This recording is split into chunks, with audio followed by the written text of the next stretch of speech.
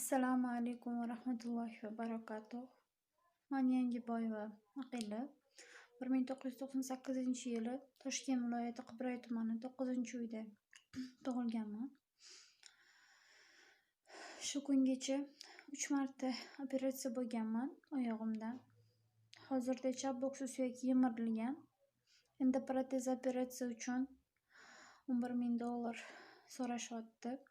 Inshaalloh sizlar yaxshilarni ko'magi bilan Hindistonda operatsiya qildirmoqchimiz.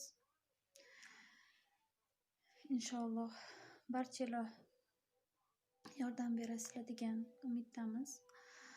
Avvalambor Allohim sizlardan yaxshi insonlarni sababchi qilib shu kungacha yordam beryapsizlar. Barchalardan Alloh rozi bo'lsin.